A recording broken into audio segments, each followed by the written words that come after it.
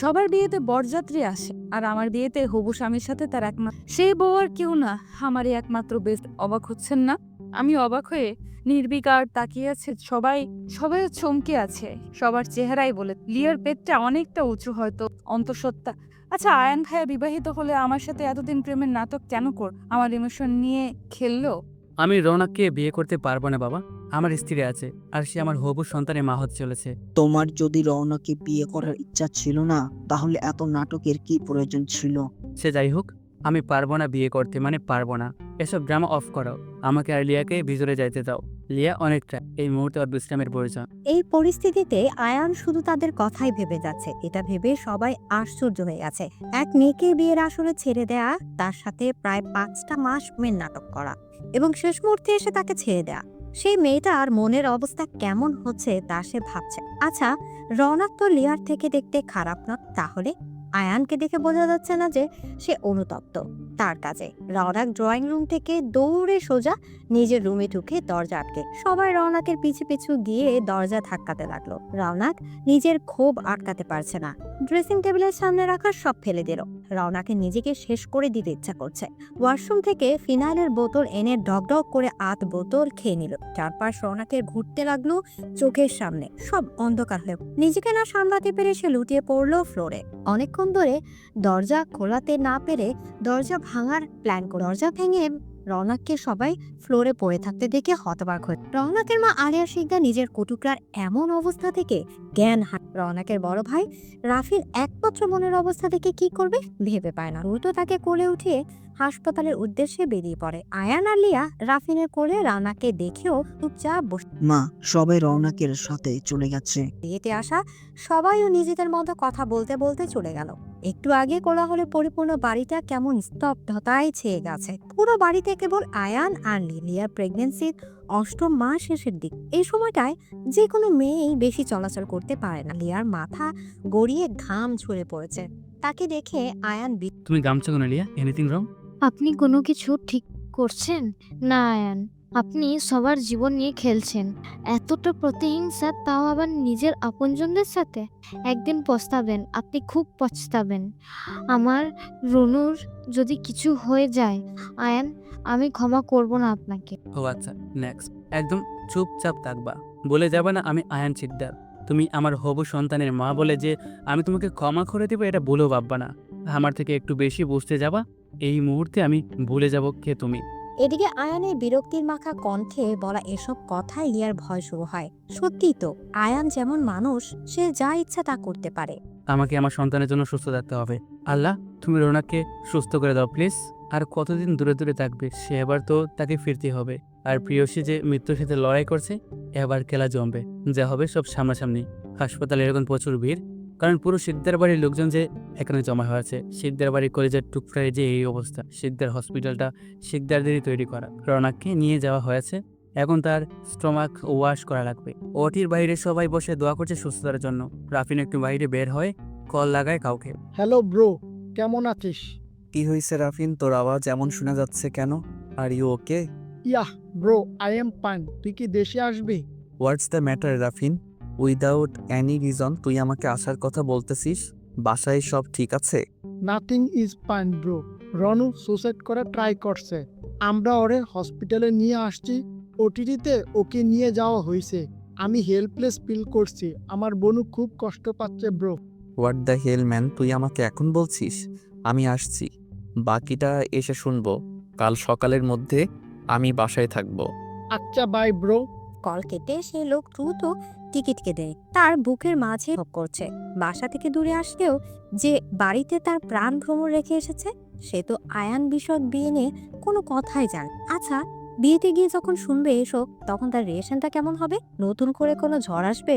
রনাকে বিছানায় দিয়ে দেওয়া হয়েছে, সেন্সলেস হয়ে আছে। স্টমাক ওয়াশ এতটা সহজ নয়। বেডে হাত পা বেঁধে রেখে গলা দিয়ে পেট অব্দি নোটা পাইপ দিয়ে ওয়াশ করে তাদেরই অর্ধেক জানবে। এত কষ্ট সহ্য করতে হয় বলার মতো না। তবুও মানুষ কিছু না ভেবেই করে ফেলে। এই জন্য ভেবে কাজ করতে হয়।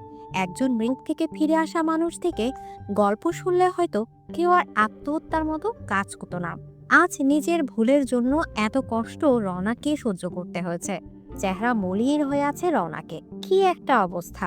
চঞ্চলতায় দুষ্টামিতে যে মেতে থাকতো আছে শান্ত, প্রচুর শান্ত। রওনাককে সুস্থ দেখে সবাই বাড়িতে ফিরে যাওয়ার সিদ্ধান্ত। রওনাকের কাছে রাফিন আর রওনাকের মা আর বড় মা মানে আয়ানের মা থেকে আয়ান লিয়াকে নিজের রুমে নিয়ে গেল ধরে ধরে। এই অবস্থায় সিঁড়ি দিয়ে একা একা ওঠা লিয়ার পক্ষে পসিবল না। লিয়ার কোনো কিছু ভালো লাগছে না।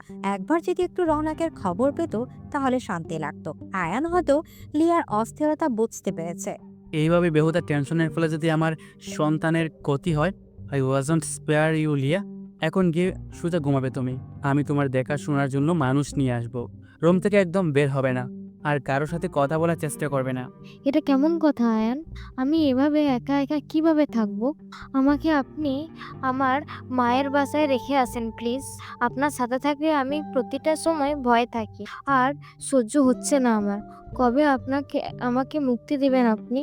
যতদিন না অবধি আমি আমার শুরু করা এই খেলা সমাপ্তি টানছি, ততদিন তোমার মুক্তি নেই। শুয়ে পড়ো, আমি খাবার অর্ডার করে দিয়েছি।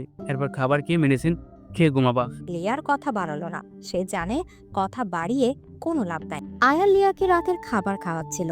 এমন সময় আয়ানের রুমে ওর মা প্রবেশ করে। মিসেস আফিয়া শিকদার রুমে এসে আয়ানকে নিজের দিকে ঘুরিয়ে তার গালে থাপ্পড় লাগায়। আয়ান অবাক চোখে তার মায়ের দিকে তাকায়। সে ভাবতে পারছে না তার মা তার গায়ে হাত। তোর মতো সন্তান যে আমি জন্ম দিয়েছি ভাবতেই ঘৃণা হচ্ছে আমার। আয়ান, তুই কি কারো ভালো সহ্য করতে পারছিস না? কি দোষ ছিল ওই মেয়েটার? হ্যাঁ, তোর স্ত্রী ছিল, সে আবার প্রেগনেন্টও। তাহলে কেন তুই ওই মেয়েটার সাথে এত নাটক করলি? মিসেস আফিয়া শিকদার কান্নারত কণ্ঠে আয়ানের কাছে জানতে চাইল। মায়ের কান্না দেখেও আয়ান স্বাভাবিকভাবে দাঁড়িয়ে, তার ভাবাবেগ আগের মত। আয়ান চোখ মুখ শক্ত করে তার মাকে বলল, এসব আজেরা ফাও পেশাল নিয়ে আমার রুম থেকে বের হও তুমি। আমি চাই না তোমার সাথে খারাপ বিহেভ করতে।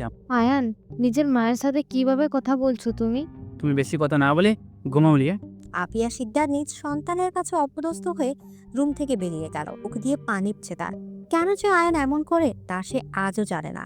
প্রায় অনেকক্ষণ হয়েছে জ্ঞান ফিরেছে রওনা। চুপচাপ শুয়ে মাথার উপর থাকা সাদা রঙের ছাদে রাফিন বোনের পাশে বসে আছে, বোনের হাত ধরে। কেন এরকম বলদের মতো কাজ করলি?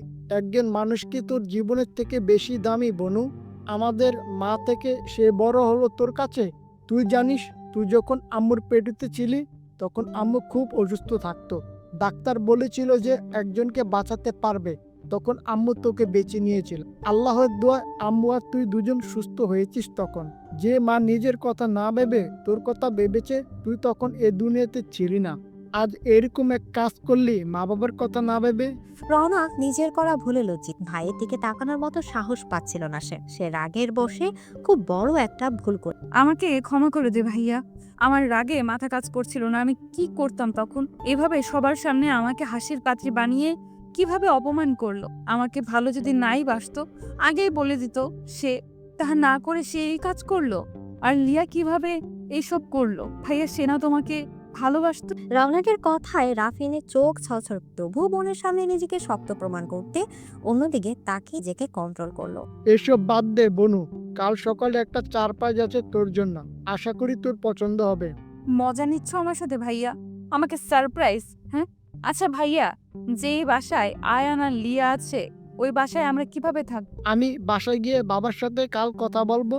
ও বাড়ি থেকে আলাদা হওয়ায় অনেক রাত হয়েছে, ঘুমা। রাফিন কেবিন থেকে বের হয়ে বাড়িতে কল দিল তার বড় আম্মুর কাছে। হ্যালো রাফিন, বল, ওখানে সব ঠিক আছে? হ্যাঁ বড় আম্মু, বনু ঠিক আছে, এখন ঘুমাচ্ছে, তুমি টেনশন নিও না। আর শোনো, কাল সে বাড়িতে ফিরছে, সাথে তো বনুকে নিয়ে আমরা আসছি। আমাদের ওয়েলকাম জানাতে যেন কোনো ত্রুটি না হয়। সত্যি বলছিস ও আসবে? বাবা তোকে বলেছে? এত খুশি আমি কই রাখবো। শিকদার বাড়ির 2 কলিজার টুকরা কাল আসবে, আর তাদের স্বাগতম জানাতে ত্রুটি থাকবে সেটা কিভাবে হয়? চিন্তা করিস না, সব সুন্দরভাবে হয়ে যাবে। ধন্যবাদ বড় আম্মু। সকাল থেকে শুরু হয়েছে হইচই শিকদার বাড়িতে। বাড়ির বড় ছেলে আজ বাড়িতে ফিরবে, এতগুলো বছর পরে আনন্দে আছে।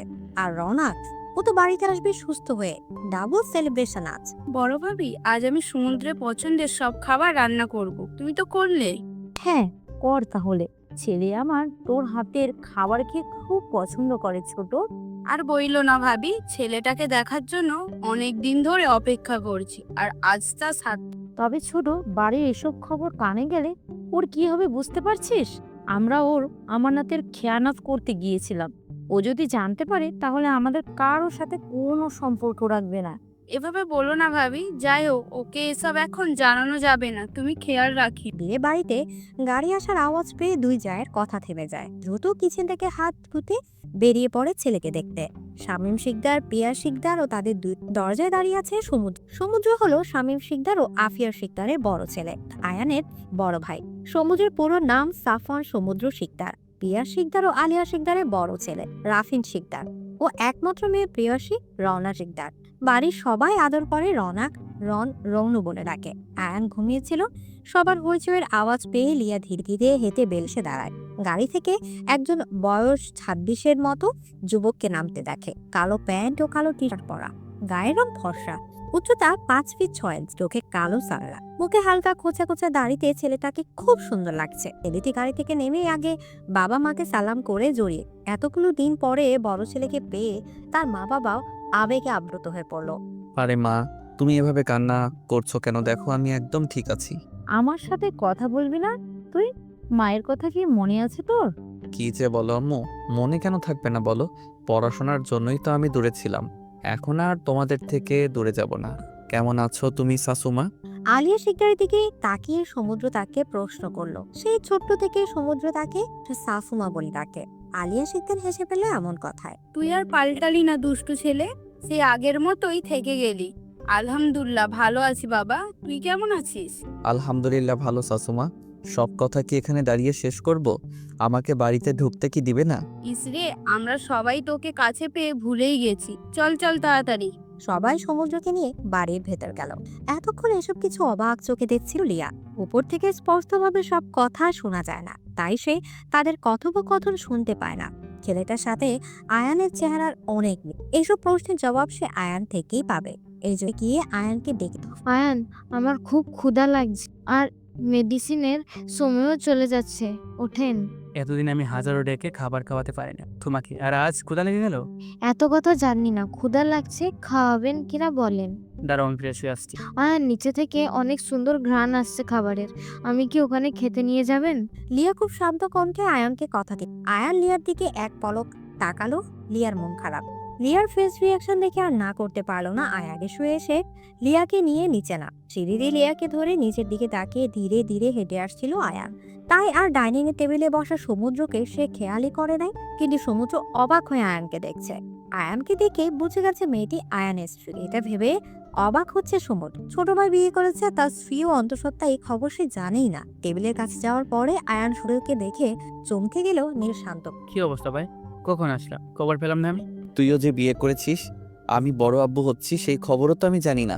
সে খবর কেউ জানতো না, লং স্টোরি, পরে সময় বলবো। লিয়ে বসে এখানে। লিয়াকে এক চেয়ারে বসিয়ে দিল আয়ান। বা ভাই, তুই তো অনেক বদলে গেছিস। সময় সবাইকে বললে দে ভাই। খেয়েছো তুমি? ছোট আম্মু লিয়ার অনেক ক্ষুধা পেয়েছে তোমাদের রান্নার স্মেলে। মেয়েটাকে আগে খাবার দাও, তোমরা আমাকে পরে দিলেও হবে। সমুদ্রের কথা মিসেস আলিয়া শিকদার খাবার বের করে লিয়ার সামনে। ফ্রেন্ড ছিল লিয়া, সে হিসেবে কম আদর। মাঝখানে কথায় যেন গায়েব হয়ে কেউই জানতো না। মেয়েটার এই পরিস্থিতিতে দেখে খুব মায়া লাগে। কেমন আছো তুমি লিয়া? আলহামদুলিল্লাহ ভাইয়া, আপনি? আলহামদুলিল্লাহ। খাবার খেয়ে নাও, নিজের যত্ন নিও। এই বাড়ির সবাইকে নিজের আপনজন ভাববে। যখন যা প্রয়োজন হবে বাড়ির যে কোনো সদস্যকে বলবে। জি আচ্ছা। তুই দাঁড়িয়ে আছিস কেন? বস, তুইও নাস্তা কর। না তোমরা করো, আমি বাহির করব। লিয়াকে মেডিসিন খাইয়ে দিয়ে আমি বের হব। একদিন বাহিরে নাস্তা না করলে কিছু হবে না। আজ আমি আছি, আমার সাথে করে নে। বাড়ির কেউ বলতেও পারছে না যে আয়ান এ বাসায় থাকে, কিন্তু খাবার এ বাসার মতো একা থাকে, বাড়িতে থেকেও না থাকার মত। আয়ান তো মনে মনে বেজে খুশি। সমুদ্র আয়ানের প্ল্যানগুলো যে কাজে লাগছে ভেবে তাই সে আর না করলো না, খাবারের টেবিলে বসো। তখন রাফিল ও রওনাকে নিয়ে বাড়িতে ঢুকে খাবার টেবিলের পাশে চেয়ারে বসে। রওনা অন্যমনস্ক থাকায় খেয়াল করলো না। সমুদ্র তা খেয়াল করে দেখে রওনাকের হাতে একটা চিমটি কাটলো। ব্যথায় চোখ মুখ কুচকে পাশে তাকিয়ে স্তব্ধ হয়ে গেল রওনা। চোখ বড় বড় করে তাকিয়ে আছে সে। এইভাবে চোখ বড় বড় করে ডাইনি মার্কের লোক কেন দিচ্ছিস প্রিয়সী? কি আর করবো ভাইয়া, ফিনাইলকে সুইসাইড করার চেষ্টা করেছে। এ ডাইনি ছাড়া আর কি হতে পারে? খাবিশ মানুষজনের বড়ে গেছে আমাদের বাড়ি। আয়ান হচ্ছেটা কি? এটা কোন ধরনের কথা? আয়ানের খোঁচা দিয়ে বলা কথাটা খুব কষ্ট পেল রওনা। আয়নের পাশে লিয়াকে দেখে তার অনেক খারাপ লাগানো হচ্ছে। রানা বুঝতেই পারে না এইভাবে কথার মধ্যে আবার সমুদ্রকে দেখে রওনাকের মাথা ঘুর। রৌনকের কোলে মাথা রেখে শুয়ে আছে আয়ান। আয়ানকে রৌনকের কোলে মাথা রেখে শুয়ে থাকতে দেখে চোখ বড় বড় করে তাকিয়ে আছে রৌনক আয়ানের মাথায় হাত বুলিয়ে দিচ্ছে। সমুদ্রের এই দৃশ্য দেখে হতবাক হয়ে আছে তাদের।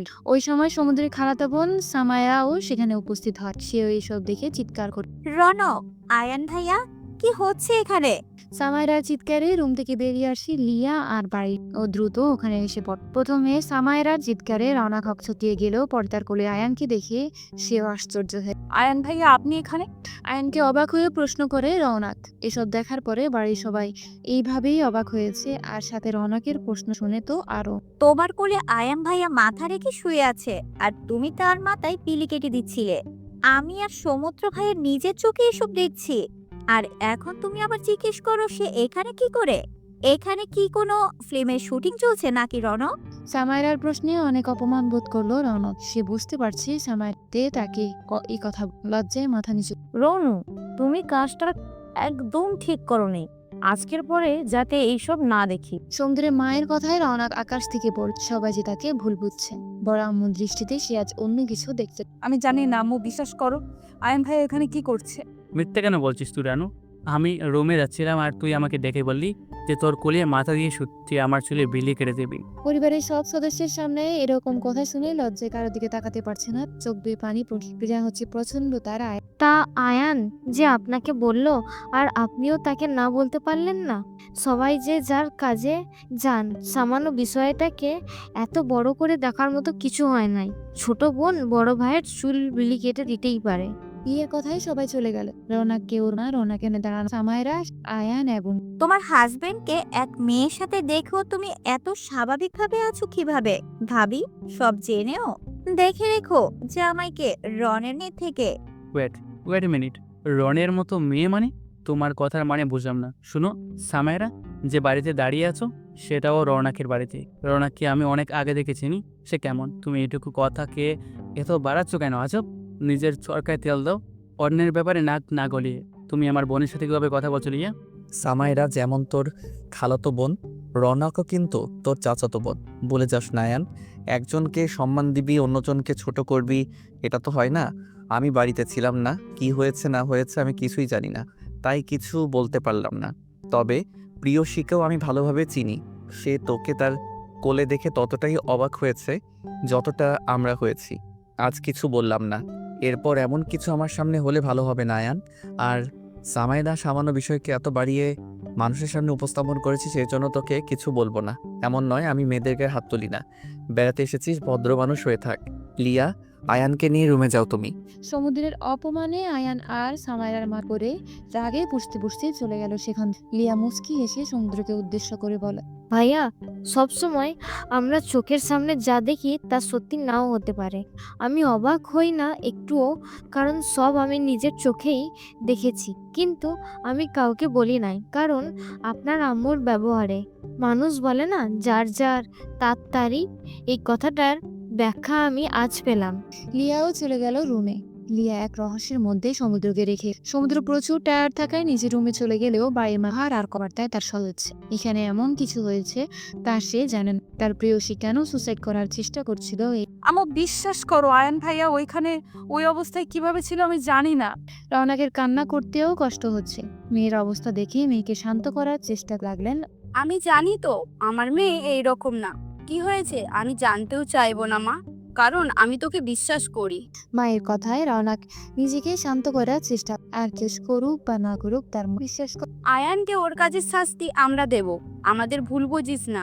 আজ এত বছর পরে সমুদ্র এসেছে, তাই আমরা সিক্রেট করতে চাই না মা। সে তো কিছুই জানে না বাড়ির সম্পর্কে। মা, আমার আর এইসব ভালো লাগে না। আমি এখানে থাকবো না আর। তুমি আব্বুকে বলে এই বাড়ি থেকে অন্য কোথাও শিফট হওয়ার চেষ্টা করো প্লিজ।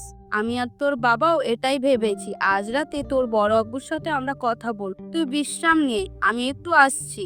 মিসেস আলিয়াও অবাক তার বড় জায়ের কাছে। কি সুন্দর ব্যবহার আজ তার দেখল। কষ্ট পেয়েছে তার। এই নিয়ে মিসেস আফিয়ার কোনো মত। সে কি সুন্দর তার ছেলেদের নিয়ে ব্যস্ত। মিসেস আলিয়া চলে যেতে রওনা কিছুক্ষণ আগে ঘটে যাওয়া সব ঘটনা ভাবতে। সে তো রাফিনের চুলে বিলি কেটে দিচ্ছে, সেখানে আয়ান কিভাবে কিছু ডাইনিং টেবিলে রওনাককে নিয়ে মজা করায় মন খারাপ করে বসে শরীরে থেকে মনের দোতলায় এক সাইডে রাখা আছে অনেক দোলনাটা রওনাকের জন্য বানানো। দোলনা সে আপন ভেবে চলেছে তার সাথে, অথচ তার বাড়ির লোক কি সুন্দর স্বাভাবিক আচরণ নিয়ে আসছে, কিছুতেই এই বাসায় থাকবে। তখন রাফিন রওনাকের কাছে আসে। বনু, আমার মাথা প্রচন্ড ব্যথা করছে, তুই একটু আমার চুলগুলো টেনে দে তো। আচ্ছা ভাইয়া, তুমি এখানে শুয়ে থাকো, আমি দিচ্ছি। তোর কি খুব মন খারাপ বনু? মন খারাপ করিস না, ওই আয়ানকে আমি ছাড়বো না। রওনাক তো নিজের ভাবনায় হারিয়ে আছে, তার কারণে রাফিনের কথা বলা যাচ্ছে না। সে এতটাই ভাবনায় হারিয়েছিল যে রাফিন উঠে সেখান থেকে চলে গেল, বাড়ির বাইরে শব্দ টের পেল না। আয়ান নিজের রুমে যাচ্ছিল, তখন সমুদ্রকে আসতে দেখি সেও সুযোগ বলছে রাফিনের জায়গা নিয়ে বর্তমানে। কি চান আপনি আমার থেকে আয়ান? কেন এমন করছে? আমাকে এতটা ছোট করছেন সবার সামনে। আমার কি দোষ আয়ান, আমাকে বলবেন? আর পারছি না আমি এইসব রৌনক এসব ভাবতে ভাবতে ঘুমিয়ে গেল। মিসেস আলিয়া রান্নাঘরে গেলে মেয়ের দুপুরে খাবার বানাতে। রান্নাঘরে গিয়ে আফিয়াকে দেখিও না দেখার মতো করে নিজের কাজ করতে আফিয়ার সাথে কথা বলতে ইচ্ছে করছে না তার। নিজের বড় বোনের মতো ভাবতো সে আফিয়াকে, আর আজ তার ব্যবহার মানতে কষ্ট হচ্ছে আলিয়ার। আরিয়া, মেয়েকে বুঝাও, তুমি তোমার যা হবার তা হয়ে গেছে। এখন আয়ানের স্ত্রী এখানে আছে, আয়ান থেকে দূরে থাকতে বলো তুমি। এইসব শোভা পায় না। আমি ওর ইমোশন বুঝি, বাট আয়ান তো বিবাহিত এখন। মিস আফিয়ার কথায় আলিয়া হা করে তাকিয়ে আছে তার দিকে। সে ভাবতেও পারছে না মিসেস আফিয়া এসব কিভাবে ভাবছে। কোন মুখে আপনি এসব কথা বলছেন ভাবি? আপনাদের মধ্যে মিনিমাম লজ্জা কাজ করছে না? আপনার ছেলে এত বড় অন্যায় আমার মেয়ের সাথে করার পরও আপনি ছেলের সাপোর্টে এমন নোংরা ভাবনা আমাদের মেয়ের সম্পর্কে ভাবেন? ভাবাবির কি আছে? আজ আমি তুমি সবাই সবার চোখের সামনে দেখলাম কি ঘটেছে। রওনাকের বয়স কম, আবেগ কাজ করে, হয়তো করে ফেলেছে তখন। আলিয়া শিকদার কি আর বলবো, এই কথায় সে আর কথা না বাড়িয়ে নিজের মতো রান্না। আফিয়া শিকদারও খাবার বেড়ে নিয়ে যেতে লাগলো। মায়ের সময় রুমে গিয়ে খাবার রেখে দিল সে। জানো খালামণি, তোমার ছোট ছেলের বউ আমাকে অনেক অপমান করেছে। আমি যা দেখেছি তাই তো বলেছি, বলো। বাদ দে সময়রা, তোকে যে কাজের জন্য এখানে এনেছি সেই কাজে মন দে। আমি জানি না ওই ক্যারেক্টারলেস মেয়ের মাঝে কি এমন দেখলো আঙ্কেল আর সমুদ্র ভাই। রাত ঠিক 10:20 বাজে। শিকদার বাড়ির কি নিয়ম হলো সকালের এবং রাতের খাবার সবার একসাথেই খাবে, কারণ দুপুরে সবার অফিস থাকে, ছোটদের স্কুল কলেজ। এই নিয়মটা সমুদ্রের দাদার তৈরি করা। নিয়ম অনুযায়ী খাবার টেবিলে সবাই এসে সবার শেষে রওনা উপস্থিত হয়। সমুদ্র রওনাকে চেয়ার টেনে জায়গা করে দিল বসার। তা ছোট আম্মু, তুমি এখন কেমন আছো? ভালো আছি বড় আব্বু। শামীম শিকদারের প্রশ্নে মৃদু স্বরে জবাব দিল পিয়া শিকদার। এবার নরম গলায় বড় ভাইকে উদ্দেশ্য। ভাইয়া, আমি একটা কথা জানতে চাই আপনাদের। কি কথা বলো? আমি সিদ্ধান্ত নিয়েছি যে আগামী 7 দিনের মধ্যে আমরা ঢাকা শিফট হব। পিএসসিকে ঢাকার কলেজে অ্যাডমিশন নিয়ে দেব। তাই আমি আমার সন্তান ও স্ত্রীকে নিয়ে আলাদা হয়ে যেতে চাচ্ছি। শামীম শিকদার ভাতের লোকমাটা মুখে দিতে নিয়েছিল, ওই সময় ছোট ভাই শুনে হাত অবাক চোখে ভাইয়ের দিকে তাকালো সে। সমুদ্র সব থেকে বেশি অবাক আছে এই কথা। ছোট আব্বু কেন হঠাৎ আলাদা হওয়ার সিদ্ধান্ত? সমুদ্রের মায়ের কোন সে স্বাভাবিক ভঙ্গিতে খেতে লাগ। এই সিদ্ধান্ত নেওয়ার কারণ জানতে পারি আমি পিয়াস? আর কিছু জানার বাকি আছে? আপনারা ভাইয়া সব কিছুই জানেন। আপনি আপনার ছোট ছেলের যে তার আপনার রিকোয়েস্টে রাখতে আপনার সব কথায় বিনা বাক্যে রাজি হয়েছিলাম। তারপর কি হলো? আমার মেয়ের জীবন নিয়ে টানাটানি। ভাইয়া আজকে সকালে এসে বাসায় এসেছে। এরপর ওর উপর আরো মানসিকভাবে প্রেশার দেওয়া হলো। আমার একমাত্র মেয়ে, আমি চাই না এখানে থেকেও কষ্ট পাক। কি ব্যাপার পিয়াস, সকালে কি হয়েছে? আমার থেকে ভালো আপনি ভাবিজানকে জিজ্ঞেস করুন ভাইয়া।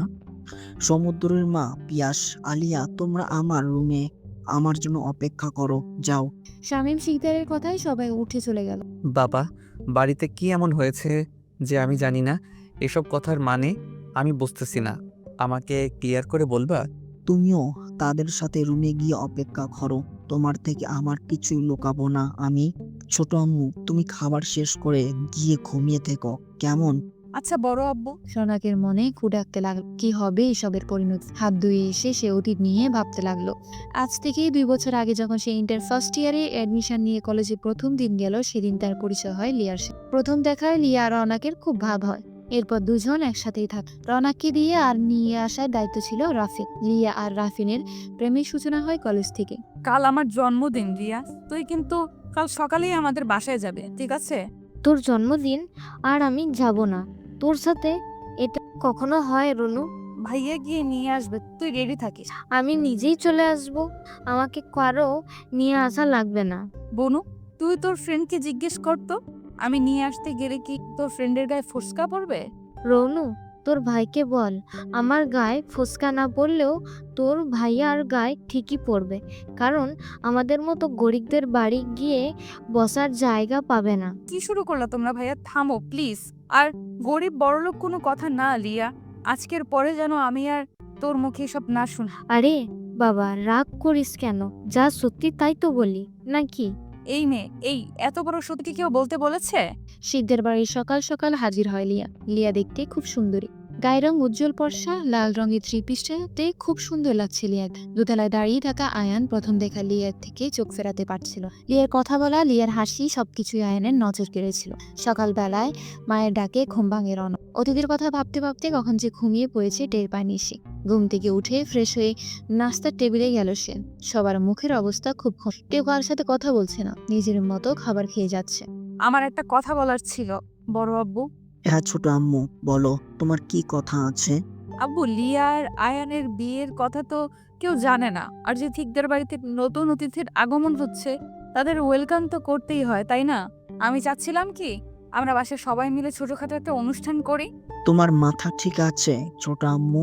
এত কিছুর পরেও তুমি ওদের জন্য ভাবছো, যারা তোমাকে ঠকানোর আগেও দুবার ভাবে নাই। আমি আয়ান আর লিয়াকে বাড়ি থেকে বের করি নাই কারণ লিয়ার অবস্থার কথা ভেবে। যেহেতু তোমরা তাকে কিছুই বলো নাই, তাই এখন আর আমাকে আমার জন্য তোমাদের নিজেদের মতো ঝামেলা করার কোনো প্রয়োজন নাই বড় আব্বু। আমার কপালে যা ছিল তাই হয়েছে। সমুদ্র তখন নিচের দিকে তাকিয়ে শুধু নিজের মতো করে খেয়ে গেছে। খাওয়া শেষ করে সে বলে, তোমাকে এত না ভাবলেও চলবে অন্যের কথা, নিজের কথা ভাবো আগে। শোনো, একটু পরে রেডি হয়ে থাকিস, আমি তুই আর রাফিং বের হব। কোথায় যাব আমরা? আমি যা বলেছি তা করবি তুই। এত প্রশ্ন তুই আমাকে কবে থেকে করিস?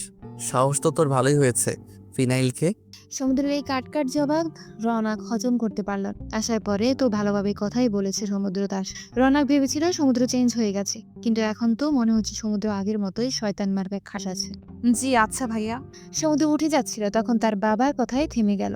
তুমি অফিস কবে থেকে জয়েন করবে সমুদ্র? আপনাদের অফিসের কাজ আপনি আয়ানকে বুঝিয়ে দিন। আমার অফিসে জয়েন করার বিন্দুমাত্র ইচ্ছা নাই। তাহলে তুমি কি করবে? নিজেদের অফিসে জয়েন না করে এত পড়াশোনা করে কি তুমি মানুষের আন্ডারে কাজ করবে? কোনো কাজ ছোট নয়, এটা মনে রাখবেন। আর আমি কি করব তা আমার ভাবাই আছে। আমাকে নিয়ে আপনাদের না ভাবলেও চলবে। রাগের সাথে কথাগুলো বলেই সমুদ্র ড্রয়িং রুম ত্যাগ। সবাই হতভম্ব হয়ে আছে সমুদ্রের আগের সেই রাগ দেখে।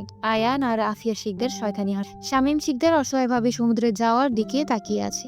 ছেলে কাল রাতে সব জানার পর থেকে এমন বিহেভ করে সে ভালোই বুঝতে পারছে। অপরদিকে উপর থেকে লিয়া ভালোভাবে বুঝতে পারছে মা ছেলের মাথায় আবার কি ঘুরপাক খাচ্ছে। এটির প্রতি লিয়ার প্রচন্ড ঘৃণা কাজ করে। ওই দিনটা কে লিয়া অভিশাপ দেয়, যেদিন লিয়া এ বাড়িতে পা রাখে আর আয়ানের চোখ ওর দিকে যায়।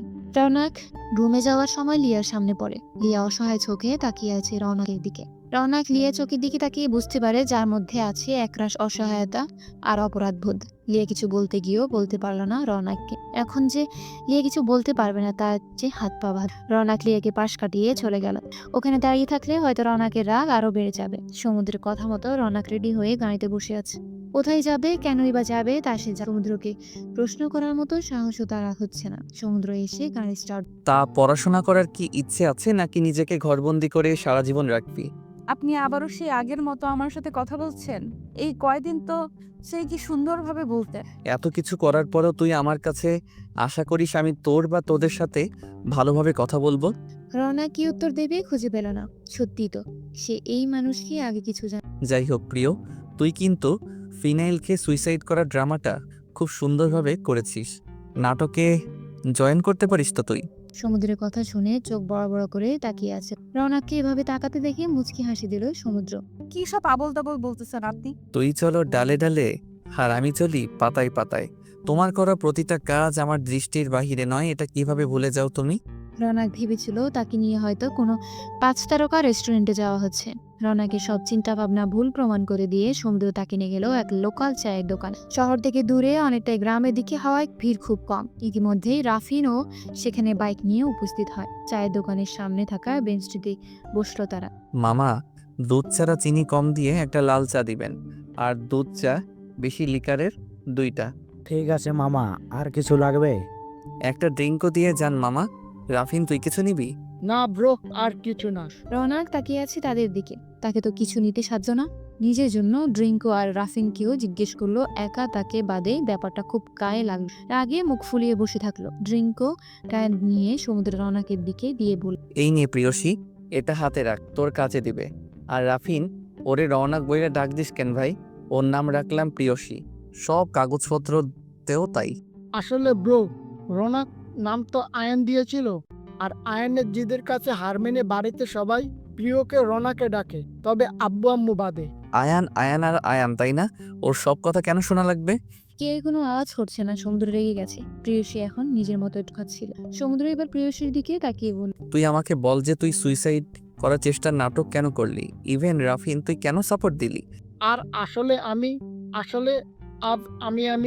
এইসব তোতলানো আর আমি বাদ দিয়ে আসল কথায় আসো জলদি। সমুদ্রের কথায় প্রেয়সী আর রাফিন দুজনে একে অপরের চেহারা দেখতে লাগলো। কি উত্তর দেবে সে সবাইকে? আসলে হ্যাঁ, হয়েছেটা কি আমি তোমাকে বলি। গত বছর আমার জন্মদিনে লিয়া আমাদের বাসায় প্রথম আসে। লিয়ার রাফিন ভাইয়ের রিলেশন, তারা একে অপরকে খুব ভালোবাসত। হোয়াট? লিয়া রাফিনকে ভালোবাসলে আয়ানকে কেন বিয়ে করলো? আমার কথার মধ্যে বাম হাত কেন দাও? সব কথা শুনবে না ক্লিয়ার করে? আচ্ছা, প্রেয়সীর রাগী কণ্ঠে দমে গেল সব। তবু নিজের ইমেজ ঠিক রেখে বলল, এরপর বলতে থাক।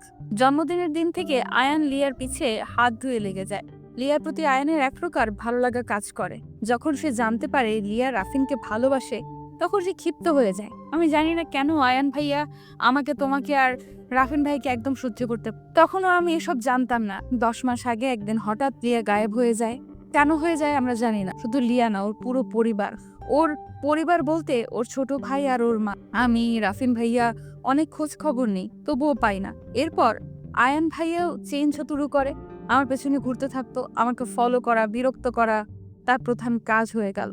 একসময় সে আমাকে তার মনের কথা জানায় আর আমার তার প্রতি সফট কর্নার কাজ করে। একদিন আমি লিয়ার ভাই লাবিব আর আয়ানের একটা ফোনের ডায়াল প্যাড খুঁজে লিয়ার মায়ের নাম্বার নিয়ে ওনার সাথে দেখা করার পর যা জানলাম তা শুনে আমি অনেক অবাক হয়ে গেছি। লিয়ার মা বলেছিল লিয়ার সাথে আয়ানের বিয়ে হয়ে গিয়েছে। লিয়া 7 মাসের অন্তঃসত্ত্বা। কিভাবে কি হয়েছে তখন জানলাম। আয়ান লিয়ার মা আর ভাইয়াকে কিডন্যাপ করে বাধ্য করে বিয়ে করেন। এরপর ওদের অন্য জায়গায় শিফট করে সবার সাথে যোগাযোগ বন্ধ করায়। আমি আন্টিকে দিয়ে প্রমিস করাই যে এই কথা যেন সে লিয়া আয়ান কাউকেই না জানে। এত কিছু হয়ে গেল, লিয়া কেন তোকে বা রাফিনকে জানায় নাই? এটা আমিও জানি না ব্রো, সে কেন আমাকে বা বোনকে এইসব জানায় না। তাহলে আয়ান তোকে কেন বিয়ের আসরে নিয়ে গেল আর এত নাটক করলো? সে কথা আমিও জানি না। এটা জানার চেষ্টা করেছি অনেক। ওই দিন আমি এইসব কথা রাফিন ভাইয়া ছাড়া কাউকেই জানাই। এদিকে আয়ান ভাইয়া আমাকে প্রপোজ করে। আমি উত্তর না দেওয়ায় সে বাসায় জানায় আমাকে বিয়ে কর। প্রথমে বড় আব্বু আর বড় আম্মু রাজি হয় নাই। আয়ান কিন্তু আপনি দেশ ছেড়ে যাওয়ার আগে থেকে বাড়িতে খাবার খায় না, এমনকি আঙ্কেলের টাকাও চলে না। আজও কেউ এই খবর জানে না যে সে কি কাজ করে, এত টাকা কোথায় পায়। কেউ জিজ্ঞেস করলেও বলে না। বড় আম্মুকে দিয়ে বড় আব্বুকে এই কথায় রাজি করায়, না হয় আয়ান ভাই মরে যাবে এই কথা। একে তো আপনি বড় আব্বুর সাথে যোগাযোগ রাখতেন না, তার উপর আয়ানকে যা একটু দেখতো যদি ছেলেকে হারিয়ে ফেলতে হয় এই ভয়ে বড় আব্বুও রাজি হয়। আমার বাবা মাকে বড় আম্মু অনেক ইমোশনাল ব্ল্যাকমেইল করে রাজি করেন। যখন আমি জানালাম আমি এই বিয়ে করব না, তখন বড় আব্বু আমাকে তার মাথা ছুঁয়ে কথা আদায় করেন। বাধ্য হয়ে আমি রাজি। আয়ান ভাই আমাকে কোনো উদ্দেশ্যে বিয়ে করতে চাইছে আমি জানি না, তবে শিওর ছিলাম বিয়েটা হবে না। আর তাই হলো। বিয়ের দিন আয়ান ভাই লিয়াকে নিয়ে হাজির। সব ঠিক হলে তুই কেন সুইসাইডের নাটকটা করলি? আমি বলছি ব্রো, তুমি তো এমনি আসবে না, তাই আমি বনুকে এই আইডিয়াটা দে যে এটা কর, তাহলে ভাইয়া চলে আসবে। আমাকে দিয়ে তোরা কি করবি? হ্যাঁ, সমুদ্র এক বুক আশা নিয়ে তাকিয়ে আছে প্রিয়সী। তার মনের মধ্যে কি চলছে তা প্রকাশ করার বাইরে। আমি তোমাকে আসতে বলেছি, তার কারণও আছে। আমাদের আয়ান ভাই সম্পর্কে জানতে হবে। ওনার মূল উদ্দেশ্য আমাদের খুঁজে বের করতে হবে। এই কাজ আমি বা রাপিন ভাই একা পারবো না, তাই তোমাকে আনা। কথা শেষ করে প্রেয়সী সমুদ্রের দিকে মুচকি হেসে তাকালো। সমুদ্রের হতাশ দৃষ্টিত্ব তার প্রিয়র দিকে তাকালো। রাফিন শব্দ করে হেসে দিল। তোর এত হাসি কেন পাচ্ছে রে রাফিন? ভাই চা খাবা না? চা তো পানি হয়ে গেছে। তুই যে একা একা চা খেলি, আমাদের মনে করিয়ে দিবি না যে আমাদেরটা ঠান্ডা হয়ে যাচ্ছে? কিছু করার ছিল না ব্রো, তুমি কথা শুনছিলে না তাই। আর বনু তো এ চা কম শরবত খাবে, ওর অভ্যাস। চাকে ঠান্ডা করে শরবত বানিয়ে খায়। বান্দার কেয়া জানে আদরাক কা সোয়াদ। এইভাবে খেতে দারুণ লাগে, তোমরা বুঝবা না, বুঝলা? প্রেয়সী সেই ঠান্ডা চাটাই খেয়ে নিল। সমুদ্রে তা খাওয়া হলো না। সে উঠে বিল পে করে দিল, সাথে 2টা চিপস নিয়ে নিল। তা যাওয়া যাক এখন, এই জন্য তোদের এখানে। না ভাইয়া, এরপর কি করব ঠিক করবা না? তোর আর কিছু করা লাগবে না, তুই পড়াশোনায় মন দে। যা করার আমি করব। যা, গাড়িতে উঠে বস। প্রেয়সী মুখ গুমরা করে গাড়িতে উঠে এসে পড়লে চুপচাপ। এই লোক তাকে সবসময় ধমকাবে, একটুও ভাব। সমুদ্র হালকা হেসে রাফিনকে নেক্সট অ্যাড্রেস দিলে জানাতো রাফিনের কাজ আছে, সে আসতে পারবে না। সমুদ্র প্রিয়কে নিয়ে যেন একাই লাঞ্চ করে নেয়। রাফিনকে বিদায় দিয়ে সমুদ্র গাড়িতে উঠে বসে। প্রিয়র দিকে চিপসের প্যাকেট 2টি দিয়ে বলে, এভাবে মুখ খুলিয়ে না রেখে চিপস খা। একদম এই ফুলানো প্যাকেটের মতো লাগছে তোকে। আমি জানি তো, আমি একটু গুলুমুলু দেখে তোমাদের হিংসা হয়, বুঝলা? করতে থাকো হিংসা, আমিও আর ডায়েট করব। সমুদ্র অবাক হয়ে তাকিয়ে থাকে প্রেয়সীর দিকে। এই মাইয়া ডায়েট করছে, এটাও শোনা লাগলো। প্রেয়সী রাগী চোখে সমুদ্রের দিকে তাকিয়ে আছে। না পারে সে সমুদ্রকে তার রাগের আগুনে পুড়িয়ে ছাই করে দিবে। সমুদ্র তো মিটিমিটি হেসেই যাচ্ছে। কি বললেন আমি ডায়েট করি? এটা শোনা লাগলো মানে? আমি যে ডায়েট করি তা অবিশ্বাস করছেন? ইস না, কে বললো আমি অবিশ্বাস করছি? আমি তো তোকে বিশ্বাস করলাম যে তুই ডায়েট করস। তা কত কেজি ওজন কমিয়েছিস? 1 মাসে আমি 1 কেজি ওজন কমিয়েছি, জানেন? প্রেয়সী অনেক ভাব নিয়ে কথাটা বলল। প্রেয়সীর কথাই শুনে হো হো করে হেসে ফেললো সমুদ্র। প্রেয়সী অবাক হয়ে সমুদ্রের হাসি দেখে যাচ্ছে। লোকটার হাসি এত সুন্দর, আমি এভাবে তাকালাম কিভাবে? আপনি হাসছেন কেন এভাবে? হাসবো না তো কি করব আমি? লাস্টে শোনা লাগলো প্রিয়সী শিকদার 1 কেজি ওজন কমিয়ে এত ভাব নিচ্ছে। আমি জানি আপনার জলে আমি গুলোমুলো দেখে আপনার হয়তো জেলাস ফিল হয়, আমি বুঝি। সমুদ্রে হেসে গাড়ি ড্রাইভ করা শুরু করে দিল। প্রেয়সী নিজের মতো চিপস খাচ্ছে আর ফোন বের করে স্ক্রল করা শুরু করে দিল। দুজনের মধ্যে আর কোনো কথা হচ্ছে না। প্রেয়সী খুব মনোযোগ দিয়ে ফোনে কিছু করছে। প্রিয়, লাঞ্চে কোথায় যাবি? আপনার যেই জায়গায় ভালো লাগে সেখানেই চল। মোবাইলে এত মনোযোগ দিয়ে কি করছিস? ভার্সিটি থেকে আমাদের অ্যাসাইনমেন্ট দিয়েছে, তা আমার ফ্রেন্ড ইনবক্সে শেয়ার করলো আমার সাথে। পড়াশোনা তো ছেড়ে দিয়েছিস, ভাবছি এবার তোকে বিয়ে দেওয়া যাক। আমি বিয়ে করছি না এখন, তুমি করো, সময় হলেই দেখা যাবে। রেস্টুরেন্টের সামনে গিয়ে গাড়ি থামিয়ে প্রেয়সীকে বলল ভিতরে যেতে। সমুদ্র গাড়ি পার্ক করে আস। সমুদ্রের কথা মতো প্রেয়সীও রেস্টুরেন্টের মধ্যে ঢুকে সমুদ্রে অপেক্ষা করতে লাগে। প্রেয়সী বসে বসে মেনু কার্ড দেখছিল। তখন ওয়েটার এসে জানতে চাইলো প্রেয়সী কি নেবে। ম্যাম, কি অর্ডার করবেন? একটা cheese pasta, mushroom pizza, burger, chocolate shake, ice cream, borhani. ও হ্যাঁ, fried rice, chicken fry, beef আর লাস্টে কোকা কোলা। আর কিছু ম্যাম? দাঁড়ান, আমার সাথে যে আছে উনিও তো অর্ডার দিবেন, আমি তো শুধু আমার অর্ডার দিলাম। ওয়েটার আর সমুদ্র হা করে তাকিয়ে আছি প্রেয়সীর দিকে। সমুদ্র বসতে বসতে মাত্র এই কয়টা খাবার কি অর্ডার দিলি তুই প্রিয়? আর কিছু নিবি না? দেখেছেন, আমিও ভাবি কম হয়ে গেছে, কিন্তু কি করব বলুন? আমি তো বেশি খাবার খেতে পারবো না, ডায়েট করছি তো তাই। থাক, 1 ঘন্টা পরে আমাকে পানিপুরি আর ফুচকা খাওয়াতে নিয়ে যায়। প্রেয়সীর কথায় ওয়েটারের কাশি শুরু হয়ে গেল। আর সমুদ্র অবিশ্বাস্য চোখে দেখে যাচ্ছে। মাথায় হাত দিয়ে বসে আছে। স্যার, আপনি কিছু অর্ডার করবেন? হ্যাঁ, আমার জন্য কফি আর একটা চিকেন স্যুপ দিয়েন। ওয়েটার চলে যাওয়ার পর সমুদ্র প্রেয়সীকে বলে, প্রিয়, তুই ঠিক আছিস? হ্যাঁ, আমার আবার কি হবে জানেন ভাইয়া, আমার ক্ষুধা কম লাগছে। যদি বেশি ক্ষুধা লাগতো না তাহলে আমি কতগুলো খাবার যে অর্ডার দিতাম আজ। এত খাবার অর্ডার দেওয়ার পরেও বলছিস তোর কম ক্ষুধা লাগছে? এর থেকে আরো বেশি খাইতে পারিস। এত খাবার কোথায় যায় প্রিয়? এই, আপনি আমার খাবারের দিকে একদম নজর দিবেন না ভাইয়া। আশ্চর্য, খাবার আবার কোথায় যাবে? আমার পেটেই যায়।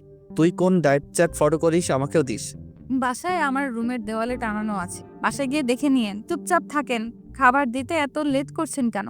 সমুদ্র মনে মনে ভাবছে এই কোন খাদকের পাল্লা। আল্লাহ, এই মেয়ে এত খাওয়ার পরেও নাকি ক্ষুধা বেশি লাগে, আমাকে 2 দিনে ফকির বানাবে। এই ওয়েটার খাবার দিয়ে যাওয়ার পর এক করে সব খাবার খেয়ে যাচ্ছে প্রিয়া। সবগুলো আইটেম থেকে একটু একটু করে খাচ্ছে। সমুদ্র কফি খাওয়া শেষ করার 10 মিনিটের মাথায় তার চিকেন স্যুপ দিয়ে গেল। সমুদ্র নিজের খাবার রেখে প্রিয় দেখে যাচ্ছে কিভাবে খাচ্ছে। প্রিয় দেখে মনে হচ্ছে কতকাল নয় আছে। সমুদ্র একটু খাওয়ার পর আর খেতে পারছে না। প্রিয়সীর খাওয়া শেষে সে কোকা কোলায় এক চুমুক দিয়ে সমুদ্রের দিকে তাকালো। সমুদ্র ভাইয়া, আপনি যদি আপনার খাবার খেতে না পারেন তাহলে আমি আপনাকে সাহায্য করতে। কিভাবে? আমাকে দিন, আপনি তো খেতে পারছেন না। আপনার উপর আমার খুব মায়া লাগছে ভাইয়া, তাই আপনার হয়ে স্যুপটা আমি খেয়ে নিব। না হলে এই কিউট চিকেন স্যুপ আপনাকে অভিশাপ দিক। তুই খেতে পারবি? আই মিন তোর পেটুতে জায়গা আছে? না তো, কিন্তু আমি এখন স্যুপ না খেলে স্যুপটা কান্না করবে। আচ্ছা নে খা। সমুদ্র বোকার মতো দেখেই যাচ্ছি প্রিয়কে। স্যুপ নাকি অভিশাপ দিবে, কান্না, আবার স্যুপ কিউটও হয়, আর কত কি শোনা লাগবে। সমুদ্র নিশ্চিত পাগল হয়ে যাবে এই মেয়েতে আগে। প্রেসি খাবার শেষ করে ঢেকুর তুলল। ইয়াক, এসব কোন ধরনের কাজ প্রিয়? দূর ভাইয়া, চিল করো তো। এখন শিকদার বাড়িতে সামাইরার আরেক নাম হচ্ছে সুমাই আফিয়া শিকদার বললেন। সুমাইয়া, এই সুমাইয়া, কোথায় তুই? এই যে খালা, আমি এখানে। তোকে কি এই বাসায় এনেছি ঢ্যাং ঢ্যাং করে ঘুরতে আর সারাদিন বাড়ির বাইরে থাকতে? আমি কি করব বলো? তোমার বড় ছেলে আমাকে পাত্তাই দেয় না। এত চেষ্টা করি। লজ্জা লাগে না এসব বলতে? মেয়ে মানুষ কেন হয়েছিস? একটা ছেলেকে নিজের দিকে টানতে পারিস না? আমার দিকে তাকাই না তোমার ছেলে। যাই হোক, আয়ান ভাইয়ের প্ল্যান কি খালা? কিছু জানো?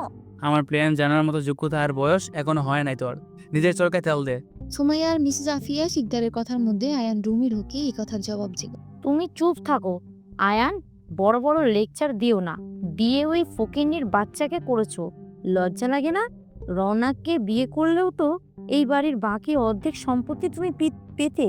মালিয়াকে নিয়ে একদম বাজে কথা বলবে না, আর অপমান তো দূরের কথা। মাথা খারাপ হয়ে গেছে তোমার? কি আছে কি ওই লিয়ার মাঝে? লিয়াকে আমি ভালোবাসি, এই নিয়ে আর কোনো কথা হবে না। আর বাকি রইল রওনাককেও আমি বিয়ে করব। ওরা দুই বান্ধবী 2 সতিনী হয়ে থাকবে। ওই সম্পত্তিকে বলে আমার, আর আমার হবে। তুমি বলবে আর রওনাক তোমাকে নাচতে নাচতে বিয়ে করে নেবে, তাই না? কেন নিবে না? আমার ভালোবাসে অন্ধমা। দেখলে না আমার পাশে লিয়াকে দেখে সুইসাইডের চেষ্টা করছিল। হ্যাঁ, আমার সব মনে আছে। শুরু থেকে একটা কথা বলে যাচ্ছি আমি তোমাকে, সমুদ্র বড় ভাই হয় তোমার, ওকে হিংসা করো না। অর্ধেক সম্পত্তি ওকে দিয়েছি তো কি হয়েছে? রওনাককে বিয়ে করে বাকি অর্ধেক তুমি নিজের নামে করে নাও। সমুদ্র আর সমুদ্র কেউ সব আদর সম্মান ভালোবাসা ও কেন পাবে মা? বাবার আদরের বাড়ি, সবার চোখের মণি, এত সমুদ্র কেন হবে?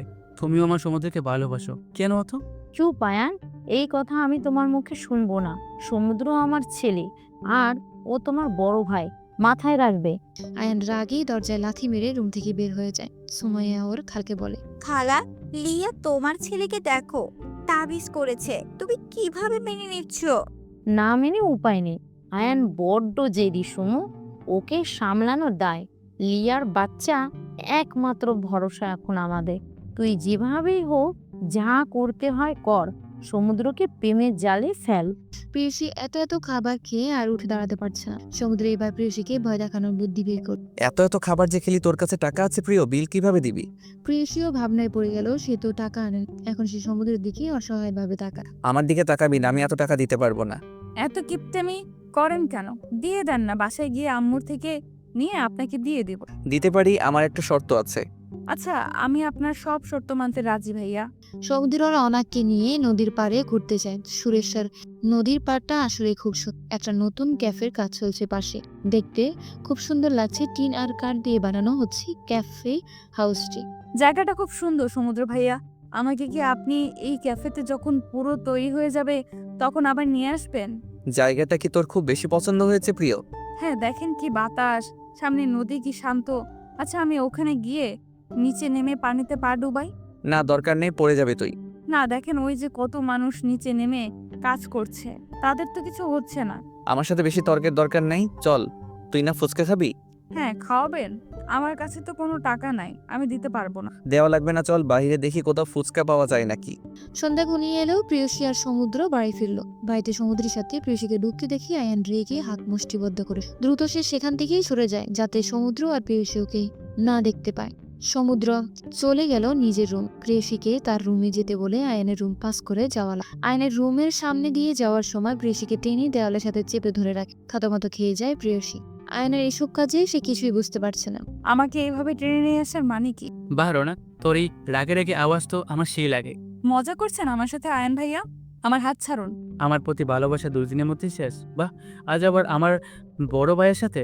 ভালোবাসার শব্দটা অন্তত আপনার সাথে যায় না। আপনার স্ত্রী ঘরে আছে, আপনার এরকম কাজ শোভা পায় না। আর এসব নোংরা কথা আমাকে বললে ভালো হবে না। প্রিয়সী আয়ানকে এক প্রকার ধাক্কা মেরে সরিয়ে রাগে হন হন করতে করতে নিজের রুম কেমন সারা শরীর রীতিমতো ঘিন ঘিন করছে তার। ওয়াশরুমে জামা কাপড় নিয়ে চলে গেল। আয়ান নিজের রুমে যাওয়ার জন্য পিছু ফিরে তাকিয়ে দেখে লিয়া দাঁড়িয়ে আছে। লিয়া আয়ানকে তাকাতে দেখে আবার নিজের রুমে শোনো, যা জানো চুপচাপ থাকো। রাফিনকে দেখে কি তার প্রতি পীড়িত উতলে উতলে পড়ছে? আমাকে নিজের মতো চরিত্রহীন ভাবছেন মিস্টার সিকদার? মুখ সামলে কথা বলো লিয়া। ওহ প্লিজ প্যাট আপ। আপনার মুখে এসব কথা মানায় না।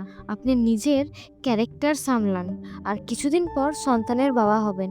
ভেবে দেখছেন এমন চেহারা নিয়ে সন্তানের সামনে কিভাবে দাঁড়াবেন? তুমি তোমার সীমা ছাড়িয়ে যাচ্ছ লিয়া।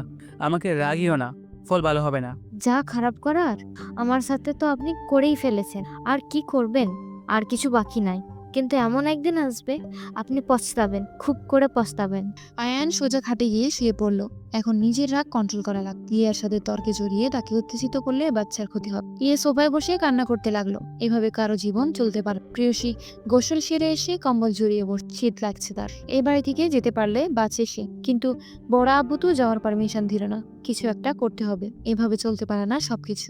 এক বাসায় এই জঘন্য লোকের সাথে থাকা যায়। লিয়া উঠে ধীরে ধীরে সমুদ্রের রুমে। লিয়াকে এই সময় নিজের রুমে দেখে আশ্চর্য হয়ে গেল সমুদ্র। কি ব্যাপার লিয়া, কিছু হয়েছে? না ভাইয়া, কিছু হয় নাই।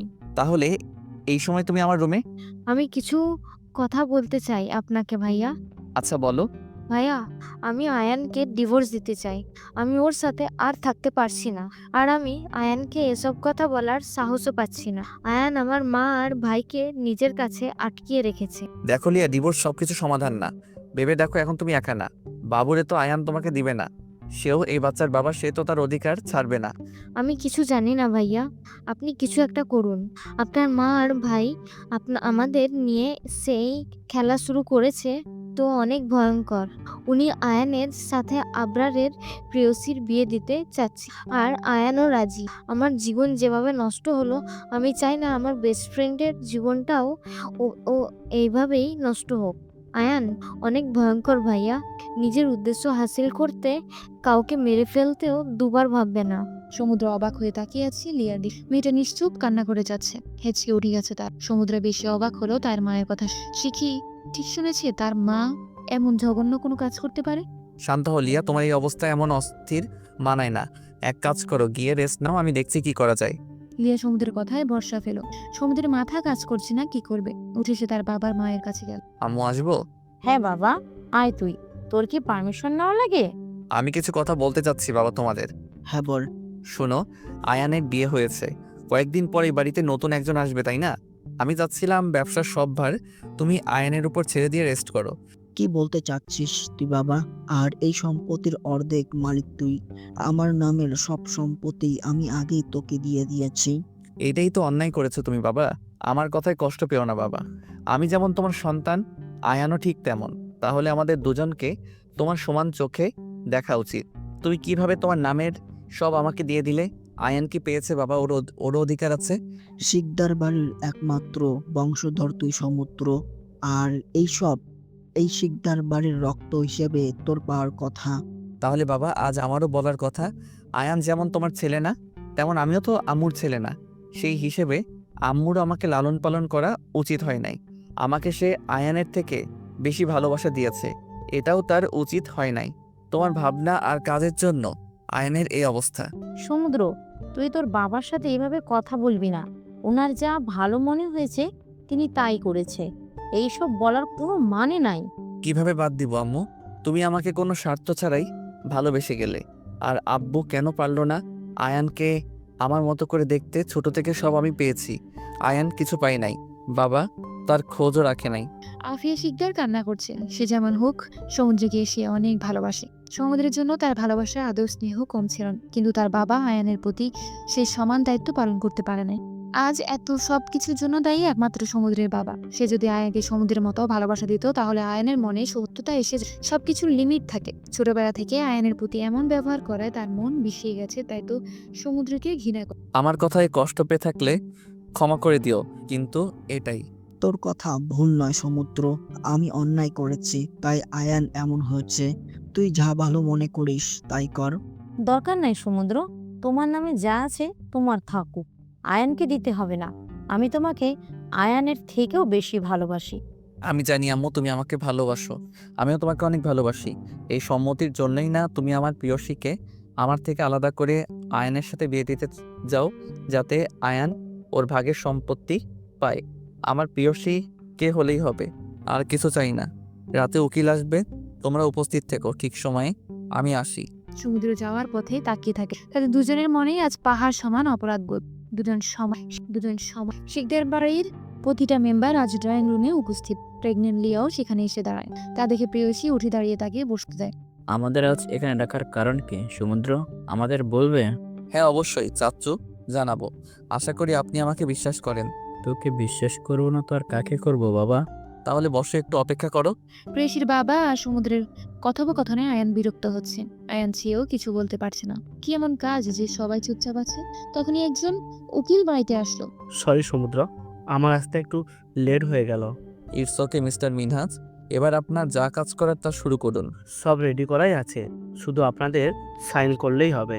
প্রেয়সী এতক্ষণ চুপচাপ থাকলো, এবার জিজ্ঞেস করলো। এসব কিসের কাগজপত্র, আর সবাই সাইন নিবা কেন করবে? এটা আমার নামের সম্পত্তির কাগজ। আমার নামে যা যা বাবা দিয়েছেন, আজ আমি তার সব কিছু আয়নের নামে দিয়ে দিচ্ছি। সমুদ্রের কথায় ওর বাবা মা বাদে পরিবারের সবাই আশ্চর্য হয়ে গেল। সমুদ্র কেন এসব করছে? আয়ান তো আকাশ থেকে পড়ছে বলে মনে হচ্ছে। এসব কি বলছো ভাইয়া? আমি কেন তোমার নামের সম্পত্তি নেব? এই সম্পত্তি তোমার বাবার, তাই এর উপর অধিকারও তোমার। আমার একার বাবা না, তোরও বাবা, সে আয়ান। হয়তো সে ভুল করেছে, তাই বলে মা যেমন আমাদের দুজনের বাবাও সেম। আর আমার যা সিদ্ধান্ত নেওয়ার আমি নিয়ে নিয়েছি। কারো কোনো আপত্তি আছে? কেউ কিছু বলল না, কারণ যার সম্পত্তি সে নিজে দিয়ে দিয়েছে, তাতে অন্য কেউ কি বলবে? আর সব থেকে বড় কথা, সমুদ্র কিছু না ভেবে কিছু করে না। আয়ান আর কিছু বলল না। এত সম্পত্তির মালিক সে একা হবে, এসব ভেবে খুশিতে তার চোখ চিকচিক করে উঠল। কিছু না করেও সব তার নিজের হচ্ছে, এ থেকে ভালো আর কি হবে? আয়ানের নামে সব লিখে দিলে সমুদ্র, আর বাকি সবাই শুধু নির্ভার শ্রোতা। তখন একজন হুজুর টাইপ লোক আসলো। ছোট আব্বু, আমি জানি তুমি আমাকে খুব ভালোবাসো। মনে আছে তুমি আমাকে কি ওয়াদা দিয়েছিলে? আজ তোমাকে তোমার ওয়াদা পূর্ণ করতে হবে। আমাকে আমার আমানত ফেরত দিতে হবে। আমার সব মনে আছে রে, আমাকে ক্ষমা করে দিস। আমি তোর আমানতের খেয়ানত করতে যাচ্ছিলাম। আমার কোনো আপত্তি নাই যদি প্রিয়সী রাজি থাকে। প্রেয়সী ওর বাবা আর সমুদ্রের কথায় অবাক হয়ে বোকার মতো তাকিয়ে আছে। কি বিষয়ে কথা হচ্ছে তা তাদের বোধগম্য হচ্ছে না। প্রেয়সীর মা মেয়ের দিকে তাকিয়ে আছে। সে সিদ্ধান্ত নিল মেয়েকে জানাবে। মেয়ের হাত ধরে ওখান থেকে চলে গেল বাড়ির ভিতরে। এর মধ্যে ওখানে সমুদ্র ও বাকি সব পেপার চেক করে নিল। অনেকক্ষণ পরে যখন প্রেয়সীকে নিয়ে ওর মা আসেন, প্রেয়সী তখন নিশ্চুপ নিজের দিকে মাথা দিয়ে দাঁড়িয়ে আছে। প্রেয়সীর মা জানালো সে বিয়েতে রাজি। সমুদ্র আর প্রেয়সী বিয়ে পড়ানো শুরু হলো। আয়ান শুধু নির্বাক শ্রোতা হয়ে দাঁড়িয়ে আছে। সে আজ জিতেও হেরে গেল। সমুদ্রের সম্পত্তি দিয়ে মেইন জিনিস নিয়ে গেল, হাতের কাগজ মুষ্টিবদ্ধ করে রাখলো। আয়ানের অবস্থা দেখে মৃদু হাসল লিয়া। দেখুক কেমন লাগে যখন নিজের অতীব প্রিয় জিনিস না চাইলেও হারানো লাগে। রাফিন এক দৃষ্টিতে লিয়ার দিকে তাকিয়ে আছে। লিয়াকে দেখতে খুব সুন্দর লাগছে। প্রেগনেন্সির জন্য হয়তো লিয়ার চেহারায় এত লাবণ্যময় লাগছে। কি গুলুমুলু লাগছে মেয়ের। চোখে কোণে এসে পানি দিয়ে জমাতে শুরু করলে। দৃষ্টি ঝাপসা হতে লাগলো রাফিনের। আজ হয়তো আয়নের জায়গায় তার থাকার কথা ছিল। আজ লিয়ার গর্ভে আয়নের সন্তান না রাফিনের হতো। কিন্তু সব কি আর চাইলেও পাওয়া যায়?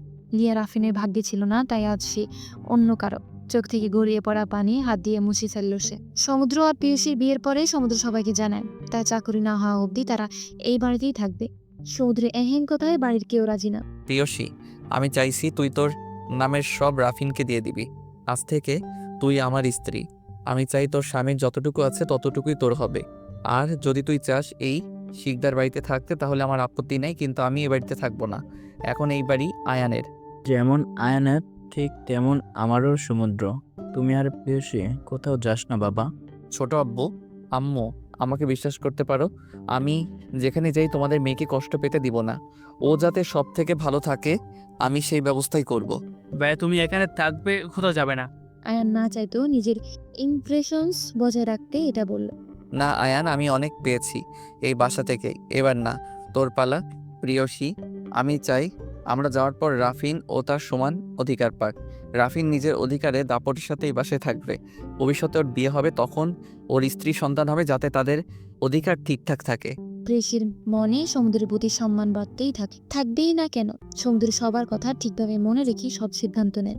আমার কোনো সমস্যা নেই, আমার কোনো কালেই এইসবের প্রতি আগ্রহী ছিল, শুধু দাদু আমাকে এইসব দিয়ে যায়। আমিও চাই সবকিছু আমার ভাই পাক। আমার ভাইয়া আমাকে খুব ভালোবাসে, আমিও বাসি। কথা বলতে বলতে রাফিনের কাছে গিয়ে কান্না করে দেয় প্রেয়সী। কোনো কান্না পাচ্ছে তার, সে জানে না, হয়তো এই বাড়ির থেকে দূরে যেতে হবে এই কথা ভেবে। এটাই যে নিয়তি। রাফিনের বিয়ের কথা শুনে লিয়ের মুখটা ঢক করে উঠল।